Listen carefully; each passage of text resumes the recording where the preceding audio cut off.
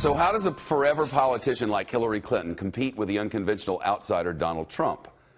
A former Romney campaign strategist told the Wall Street Journal that Clinton should take notes from the primary race. Jeb Bush of low energy and Marco Rubio of Lil eventually went into an attack mode against the billionaire, but that tactic really seemed to backfire after Trump hit back even harder, as he promised he would. And so our next guest notes Clinton may be better off letting others or other Democrats go after Donald Trump instead of doing it herself. Jerry Seib is the Washington bureau chief for the Wall Street Journal. There was some evidence in the primary that can be effective. There was. That's true. And the problem is it's a difficult strategic choice that Donald Trump presents. You know, on the one hand, as you suggest, you can try to ignore the jabs and the attacks and go a different route, but then you run the risk that Donald Trump sucks the oxygen out of the room, sets the agenda, sets the tone, or you can go after him directly, in which case you're sort of playing his game his way. And as you further suggested, Shep, you know, if Marco Rubio and Jeb Bush thought they could win at that game, they were kind of disabused of the notion. So how do you do both? And maybe the way you do both is you have to have somebody go after Donald Trump, but maybe that's not Hillary Clinton's forte. It's not really what people expect of her. Well, was the president serving that role today? He was fired up and ready to go.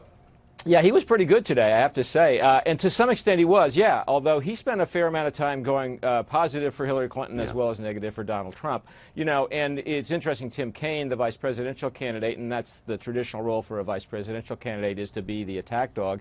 He's been doing some of that, but it's interesting the Trump campaign has decided to largely ignore him. So they're not rising to that bait. They're staying focused on Hillary Clinton. But, you know, there are other voices in the Democratic Party. Elizabeth Warren, for example, seems to relish the idea of going after Donald Trump. So maybe we'll see some more of that. I do think, though, that, you know, this has been a period in which the Clinton campaign has vacillated a little bit between trying to create a more positive policy-focused message for her and going after Donald Trump, and they've gotten sort of their feet wet on both sides, and I think they probably have to make a strategic choice here. Will there be a time, in your estimation, when all of these people you just mentioned come with a sort of a cacophony of overwhelming ridicule for him? And if not, why not now?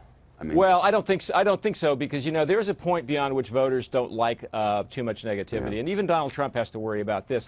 I do think one of the things that Donald Trump has provided is a lot of fodder, a lot of material for campaign ads. And, you know, one of the things you could overlook at this point is that the Hillary Clinton campaign has built up a pretty big war chest, which is there to buy a lot of television ads in the next 2 months, which can be a very useful way of reminding people about things they may not like about Donald Trump without the candidate having to do it herself. So I think you can certainly expect a fair amount of that. Jerry Seib from the Wall Street Journal. It's in today's edition at WSJ.com. Jerry, thanks. Sure, happy to be with you.